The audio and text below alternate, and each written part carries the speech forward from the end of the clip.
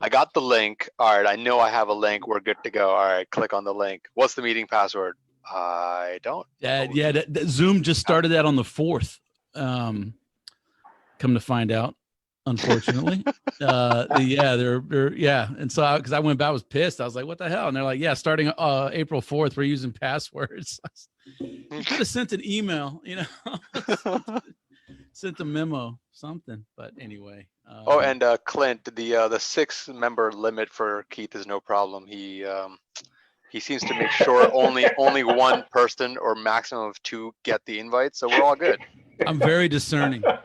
I'm extremely discerning on who I allow onto this show. So yeah, it looks like the first one that's actually working. I've got 2 people. So yeah, hey, whatever. It's nice.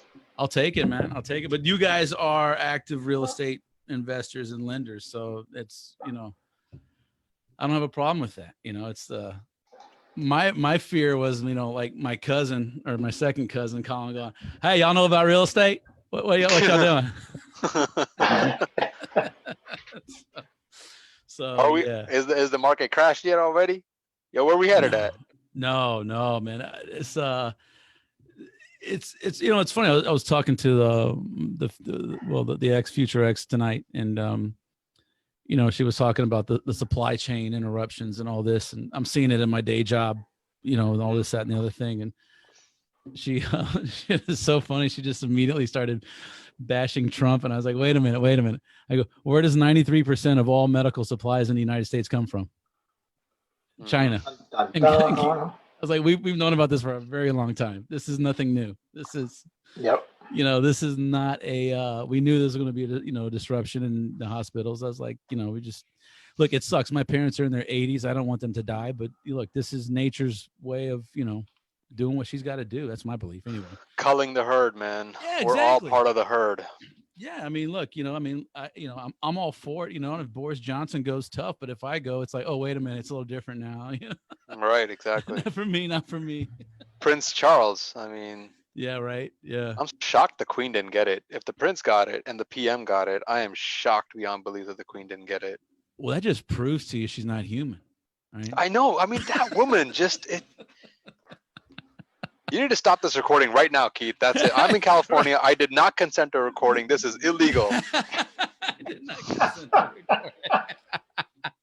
That's an interesting point. I need to put that in my emails from now on. Yeah.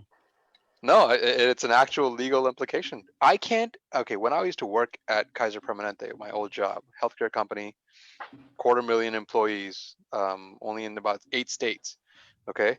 Right. We could not even record a fully 100% internal employee-only phone call until everybody on the phone gave a verbal consent.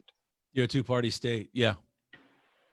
I mean, just an internal employee-only phone call. There's no external parties. There's no non-Kaiser, no contractors, right. Nothing.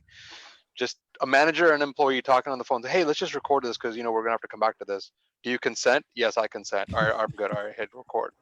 2 people couldn't even start recording until both said yes on the recording itself. Yeah. So. Well, you are being recorded. Against the law, Keith. So fair warning. No, you are being recorded. No. The warning comes before the recording starts, not after. Hey, when you signed on, it should have said. Hey, did it not say you're being recorded? No. Oh, it didn't. Okay. No. Oh, okay. Did not. It says for me in the Zoom screen that it says recording and live on Facebook. Yep, now it does. Now it does. Okay. Yeah. Okay. But there's no pop-up. There's no warning that says it. Just sort of goes into recording status, I guess. Well, it's very interesting. This has nothing to do with private lending, but everything to do with what we're talking about here. But yeah, Texas is a 1-party state. So as long as one party knows that the conversation is being recorded, it's completely. So is Louisiana. Yeah, and Louisiana's the same way. Yes, but if I take you to federal court. Well, so this is where it gets interesting, right? This is where we have to get good lawyers. Yeah. Exactly. Not the mom and pops. Right. You got to go national on that one. Oh man, so you can't give consent after I already bashed the Queen for not being human. Okay, you can't. That's not right. I bashed it. I was good. I agreed. But you're not implicit in that. I strong armed you into your agreement. Oh, got it. Okay, we're good. Yeah, but But this is all satire, right? Correct. Yes. Absolutely. In fact, tomorrow we're going to do a cartoon. I'm going to Ah, send this got it. off to Fiverr tonight, and we're going to have a sketching cartoon made up for Facebook. Excellent. Yes. Yeah, look, my mom's family came from England, but yeah, I remember when Princess Diana died. I remember I walked into my mom's house like a few hours after it got announced, and my mom was like, "Princess Diana was killed in Paris," and I was like, "Oh, the Queen did that shit without even missing a beat." Oh! Did you not get like a slipper headed your way? I mean, But no, she Man. was. How could you say that? I was like, because it's a monarchy. exactly. And the only Can't believe reason they- why she's letting the family is because they had too many inbred kids born. That's why they had to go outside and get some new blood. I could not believe they let Meghan Markle into that thing. It's like, what? Not only she's American and she's half black. She is my favorite royal right now. Yeah. Just for that alone, I could care less about the royal family, the Windsor. I love the fact that what's his name, the ginger, Mhm, married an American half black. That just pleases me to no end. Yep. Join the club. Anyway, all right, guys. So, well, thank you for coming on and rounding out the sold out standing room only Trio. Ask a private lender. One of these days, I'm going to get 3 people on here. Mark This my is words. what I call real privacy. I mean, this is like yeah, exactly. this is a real private audience. It's so private nobody knows about it. So, all right. So I was telling Clint, I was telling Clint that we'd connected last week after the first debacle, and that you, I mean, basically, you all you do is do the lending now. Yeah. From the Bay Area, but mostly does the lending in Indianapolis. Clint is down in southern Louisiana, Mhm. down near Houma, and runs the Bayou RIA. What's the name of the RIA, Clint? Bayou Real Estate Investor Networking. There it is. And Mhm. it's funny, a guy I went to high school with when I started the podcast told Clint about it, and we've been pretty much talking about it for almost the last 2 years, I guess. Yeah, just Give or about. take. And he actually met up when Clint was in Houston and had some tacos. And anyway, so he's active in the RIA. You're active in the RIA, and unfortunately, nobody else is on. So, what questions do you guys have? Man? I'm here to serve. I think it's more like a discussion now. If we got three professionals discussing the situation, right? I mean, I always wanted it more to be a forum where like-minded individuals who are well into this exact type of niche, right? Because I talk to a lot of people who are flippers or buy and hold guys or apartment holders or mobile home park investors, and all that is directly related to what I do, but it's not the same assessment is not applied, right? As a lender, our funds are the majority of the funds in any given transaction. Majority of the times, right? We may ask for 10%, 20%, 30%, 40%, skin in the game. But at the end, we're still always the majority stakeholder in any transaction. And those guys are always looking at it from their risk and their money and their profit and all that. And they know very well that we are the ones who are going to get paid first before they ever do. But for us to be able to protect that position, I just wanted to talk to like-minded individuals who assess and evaluate those transactions from our point of view and say, what should we be looking for? What signs do we need to be watching out for? How should we modify our, assessment, our evaluation, our criteria, our terms, and, possibly the markets or whatever we use to make sure that we CYOA. Cover your own act. Yeah, I'm sorry. The O threw me. Oh, got it. It's reflexive, I guess. So yeah, okay. Yes. But yeah, no. Well, I mean, for me, I mean, like we were talking, I'm tightening up. You know what? Actually, I need to look. Today's I lost today. Today, episode 99 should have gone live, and I want to make sure that it had the right. There was that matrix I was telling you about. the spreadsheet thing about how, I'm looking at LTV at 50% or below now. Strictly, I mean, like, and that's not an owner finance. That is, if it's a flip, or even like a bridge loan or acquisition, I'm looking at, I'd like to keep the LTV to after repaired value at 50%. Now, of the purchase price, I like your idea of you going, what was it, 75% of the purchase price you pay? Yeah, I do 75 to 85, it all depends. And some of my repeat customers I've gone up to 90, but these guys I've done, 25 transactions with, so I'm quite comfortable in their assessments. Sure. No, yeah, you got a good comfort level with them there. Yeah, this guy, he's probably done 5 times more loans than I have. To be honest, he should be running this show, not me. So what episode is he on? Probably 105. It'll be up there pretty quick. But what about you, Clint? What are you seeing in well, first off, tell just what's your primary investment vehicles and what you're seeing in Homa. All right, so right now I'm doing mainly buy and hold. I'm interested in doing lending. I haven't done any deals in lending yet, mainly because I haven't run across any deals that I'm comfortable lending with. I'm also practically in transition to getting out of my W-2 job. I was offered a package or offered a choice between taking a package in December or taking a job in Houston, working rotational. And so no, don't do it. Don't do it. Don't do the Houston. Well, so I decided to take the job in Houston while looking to figure out what to do next. And Got it. Decided that it wasn't for me, and I was getting ready to say, you know what, this sucks, I quit. And all of a sudden they started locking down the whole country.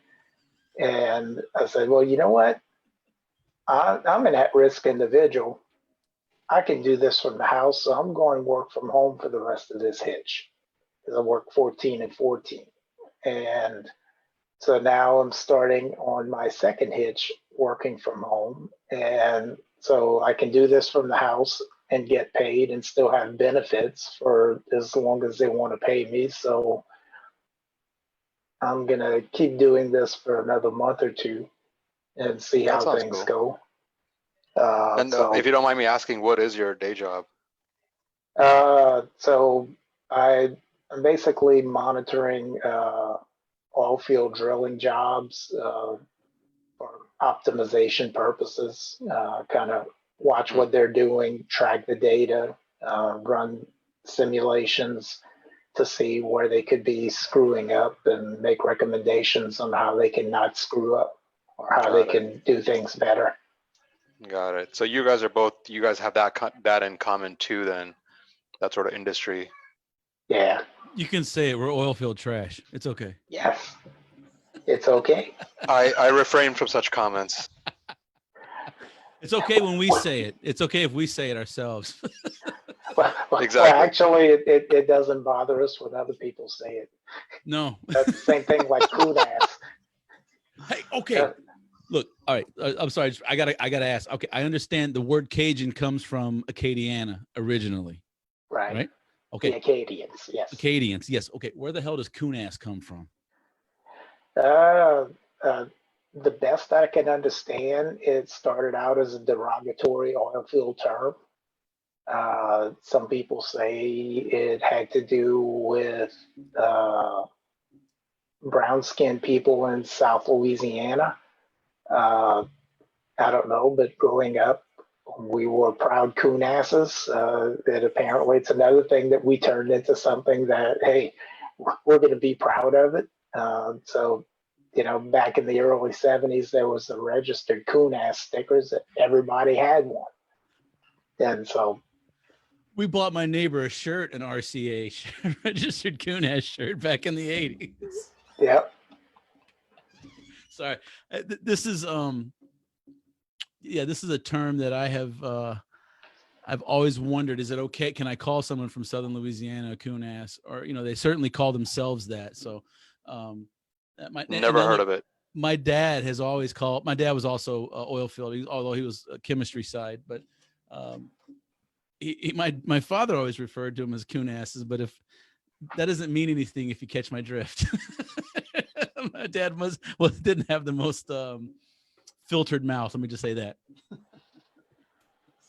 So I never knew if it was okay or, if I should watch myself, yeah. Most people, could care less. Right. That's Yeah, what I kind of found. I'm sure there are probably some that may get offended, and it's probably because they're just looking for something to be offended by. Yeah, I mean, look, I tell my kids, all the time, they laugh at me, like, Daddy, you're a redneck until you take your shirt off, and then you're bright white. We need sunglasses, and and I'm like, look, like you guys are half Indian. You guys got the good skin, all right? Don't hassle me because I get burned. Exactly. From walking from the refrigerator to the oven, I get sunburned. But hey, Clint, I wanted to ask. You said you've looked at some deals that you didn't lend on because you didn't feel comfortable. What was it that what made you feel uncomfortable? Can you talk to us I was just going to ask the same a question, little Keith. bit?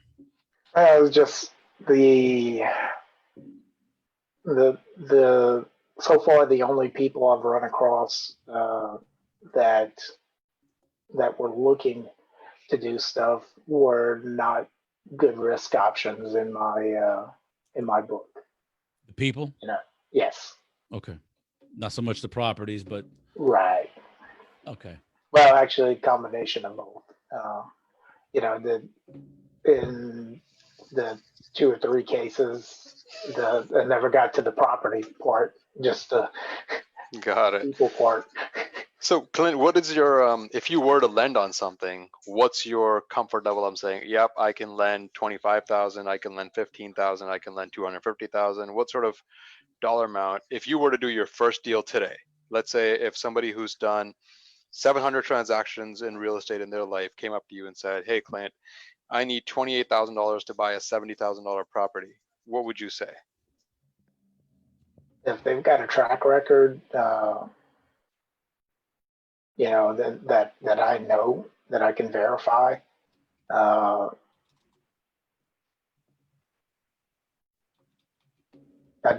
have to look at the property and make sure that it's what they're saying is true, especially right now. Then I'd probably think about doing it.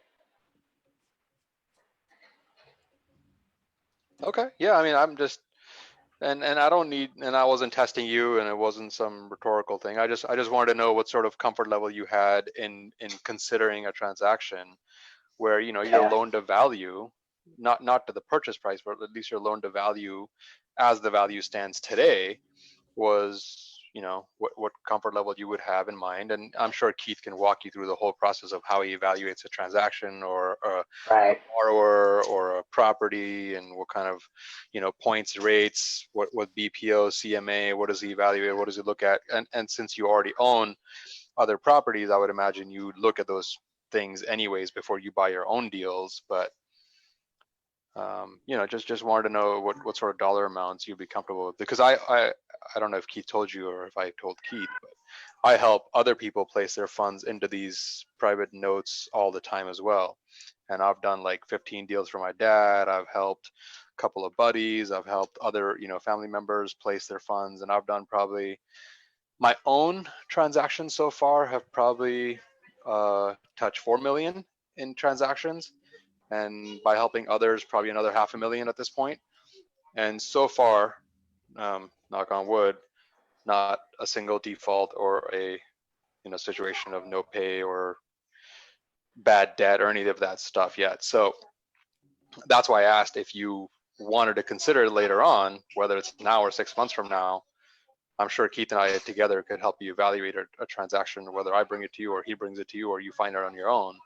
and help you get to that point where you can start leveraging that as a secondary, tertiary investment strategy for your funds and have them deployed in a real estate situation which you're already comfortable with. You already run that RIA, so you clearly are interested in that, space, and just help you evaluate. For me, I know for a fact that I help transactions in Indianapolis specifically. I know brokers, I know realtors, I know rehabbers. I'm doing my own flips. I've bought and sold properties there for buy and hold. I'm looking at apartment complexes for myself in that neighborhood. So for me, that market is a niche market that I understand very well. So if you ask me for a property in, southern Louisiana and said, help me evaluate it, I would help you get criteria and all that stuff, but I don't know, I would have any idea about, how the market is or what it's going to do or not do.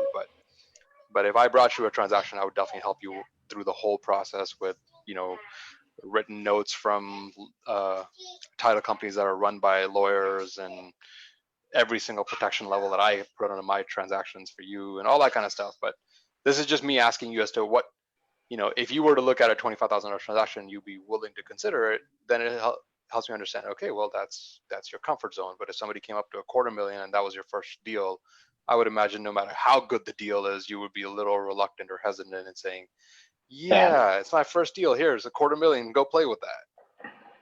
Yeah, definitely. Dude, if you want to do that, Clint, I can help you out all day long, man. He's like, I got a deal right behind this green screen of mine. I got this deal written down. That's right. Yeah. All I need is $250,000, man. I got you covered. Dude, no, I got some oceanfront property. It's a little Oh, further yeah. east than where just Preet is, but but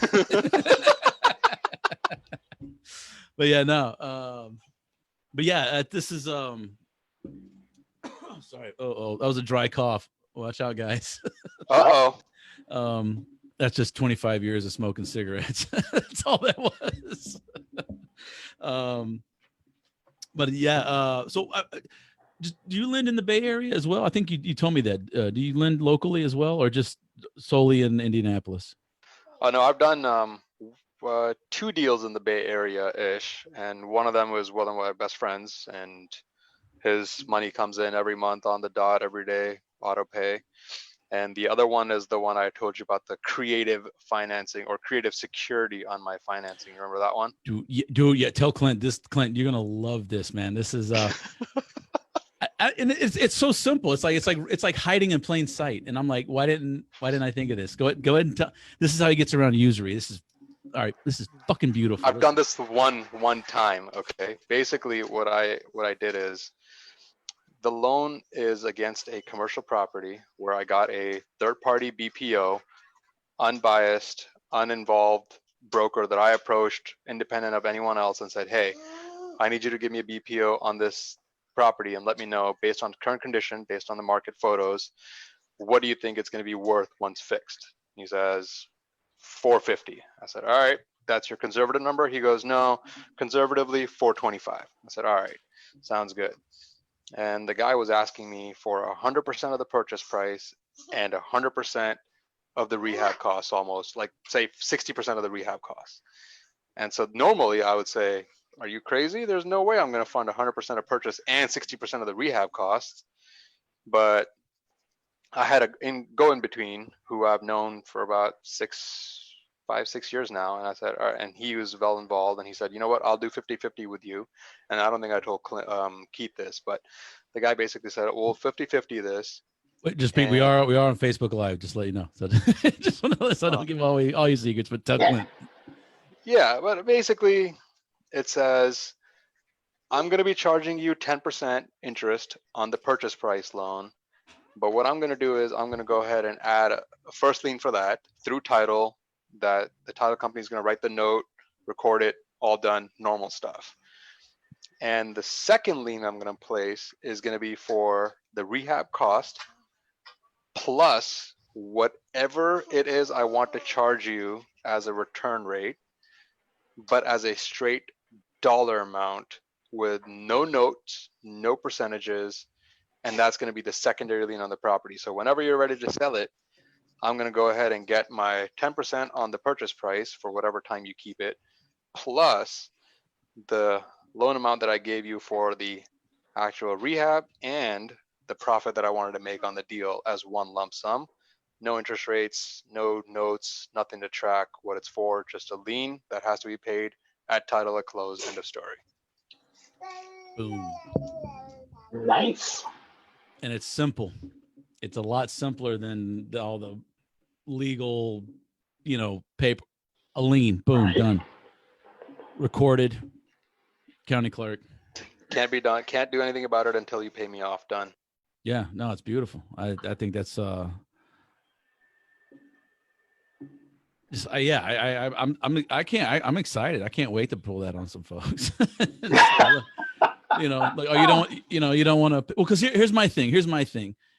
And I'm all for being creative and trying to help the investor win, because if the investor wins, then I win, right? So and that's I'm all for that, and but look, I've also seen basically you're just taking an equity position, right? But it's just a different way of taking that equity on the back end, a very creative way. But at least you still have the monthly interest rate, so that if something goes wrong, you have a trigger for default. You have a means by which you can go ahead and step in quickly.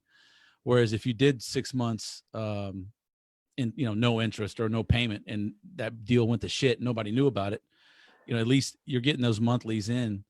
So you have triggers for default, or potential triggers for default, and to protect yourself if you need to. And then you got this nice backside protection. Say, okay, look, yeah, you're gonna do the purchase price, but then the rehab and whatever yield you want to pull in. I love that. That's definitely going into my next rehab, private loan on a rehab. It's like, yeah, you want 5%? No problem. I'll do 5% all day, every day. It's that second lien that's going to sting a little bit, but yeah, that's it reminds me of Raising Arizona, when Nicolas Cage gets his first paycheck on his honest work at the machine shop, and the lady behind the counter with the cigarette, he looks at the amount of his paycheck and she goes, "The government do take a bite, don't she?" Yeah, it's a beautiful thing. I mean, that's it's just another way of taking equity, and I think it's a lot simpler.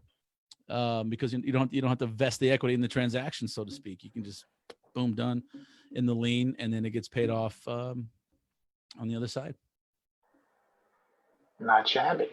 Yeah, no, I think it's a great. Now that we're saying this, it's on Facebook. Zuckerberg's going to have it shut down. We won't be able to do this next month, but hey, while we can, Hey, there you go. Get the info out. That's it. Let's go ahead and. Hey, are you guys running into any issues with getting your payments or anything, or do you foresee getting any issues with getting your payments in the current environment? Just how about you? I'll let you answer first. Nope, nothing yet. No calls, no emails, no notifications, just checks in the bank. So far, that's my story. Yeah, I get emails from either Quest Trust Company or Chase. So yeah, same thing. I haven't had any problems. Most of the guys that I've loaned to, actually just a handful. They're extremely well capitalized. And in fact, when I look at like my partner Landon, for example, who I had a ton of money with him for a while, and then that kind of made me nervous. So I pared it back as the loans came due. But I looked at him as a great example in my own case. I'm like, all right, let's assume, like, worst case scenario, he gets divorced and half of his net worth goes to his wife. What's going to happen? Fortunately, his business model is such that he doesn't do wholesaling. He doesn't do flipping. It's all buy and hold, long-term owner finance stuff. So he doesn't have cash flow issues yet. To say that he won't, I don't know, but at least for right now, he doesn't have any cash flow issues, and he knows that he can come back to me and get money. So he's going to, I get paid on the first or the second every month, pretty much like clockwork. Those who don't, they do have to suffer the consequences. But unfortunately, right now, we can't even foreclose because none of the courts are open. Right. Yep. So that is, and look, is there as lenders, do we have a moral obligation? We have a financial obligation. For me, I'm willing to take, look, this is my retirement money. I don't need the monthly payment to live on. Right. So this is very easy for me to say, look, you need like my ex, she got laid off. Right. It happens. Okay. I get it. These are, extraordinary circumstances and extraordinary times. So I'm willing to take a few months of no payments if everything else stays in place, and I just put it on the back end, and I'll get my interest for it. I'll get paid, in full in the end. But it's fortunately I haven't had any issues, but I'm kind of I don't want to say this because I know Landon's watching. I don't want to say I'll let him slide because I won't, because I know he's got money. He needs to pay me. But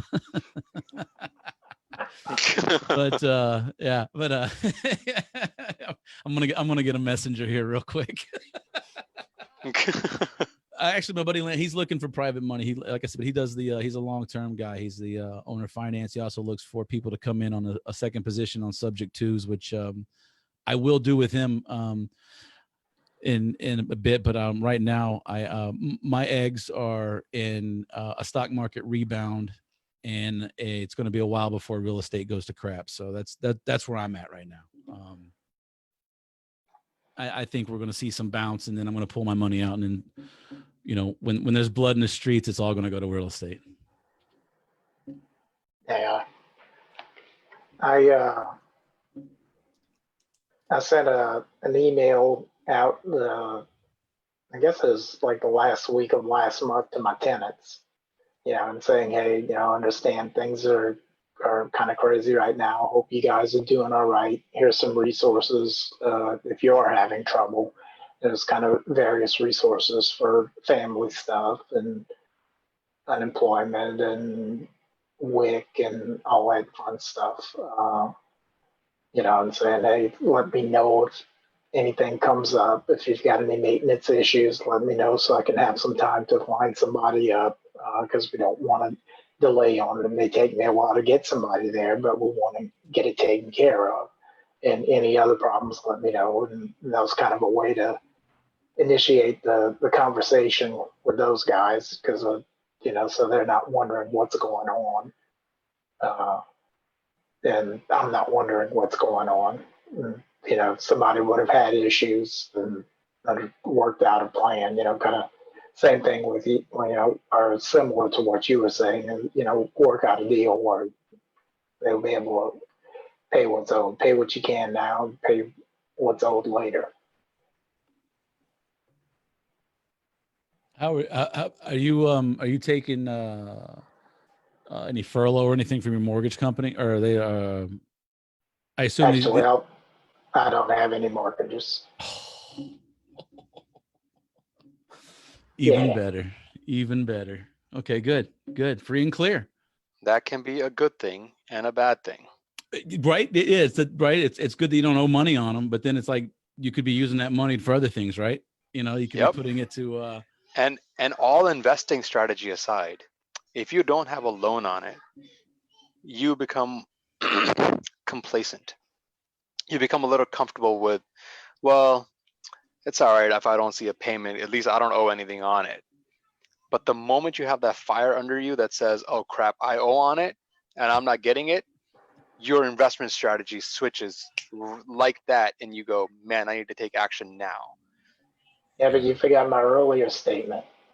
I'm looking at either actively getting out of my W-2 or being forced out of my W-2 soon. That's okay. No, I understand. But in other words, I think because I consider this part of my income, and I'm working on relying on this for my income. So regardless of whether I've got a note to pay or not, I'm making sure I get my money. I'm not the mafia, but Coon-ass mafia, come on. I want my money. CAM. That's it. Hey, man, it's like it's Goodfellas all over. Once you're in business with Paulie, I'm sorry, business is a little slow. Fuck you, pay me. Oh, we had a fire. Oh, fuck you, pay me. This is the Camry now, baby. That's right. That's right. Man, crap, I forgot I was gonna there's a couple of things I'm gonna touch on, but anyway, I gotta wind this down because I actually became a prison warden today with my kids.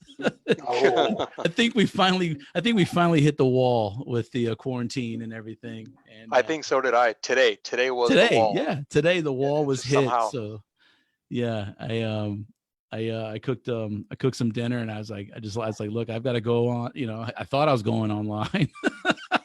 Yeah. Uh-huh. Come upstairs, and I left a bunch of specific instructions, and I told them I wanted them all done by 9 o'clock. So I think it's 9:22. So they're gonna. I just heard some pitter patter of some feet, so that means they're probably finishing up the very end of it. But well, cool, man. Hey, thanks guys for coming on, and I'm gonna do this every Monday. I might even try to do it on since I'm such a fuck up with this, I'm gonna try to do it Thursday until I can get it right, and then I'll switch to once a week. Like if I can get like a few people on, then I'll move it over. But this was good. I mean, I appreciate you guys coming on and just maybe answering. more than a 20-minute heads up in an email is probably a good thing. See, that's funny. That thing should have gone out 6 hours ahead of time. And even 6 hours is not enough time. Well, that's true. But I realized that at 6 hours ago that I hadn't sent one out. so before you start on Thursday, would this Thursday be good for you to get on my deal? Oh yeah. What time? Probably, since I'm going to be probably starting up about 5:30 for work. Maybe look at doing it, say 2:30, 3 o'clock in the afternoon. Oh, I think you're gonna say 7. I've seen you've been eyeing some monitors off to the side, so I'm sure you're working right now. Yep. Okay. Yeah. No. 2:30. Hold on. Before I commit to a lie. Check your calendar. Look at his clock though. It almost looked like 3:30 in his clock in the background. I was like, wait, is that the little hand or the big hand at 3? Oh, that's yeah. That's one of those twice a day clocks. Oh yeah. Okay. Thursday at the 9th at 2:30. Yeah. All right, y'all. I'm gonna jump off too. I gotta go get the kids to bed. But all right, just great meeting you, Clint. Nice meeting you. Thanks for coming on, man. We'll see you guys hopefully next week. Sounds good, man. All right, Later. take care. Clint, I'll be in touch. All right, thanks. Bye-bye.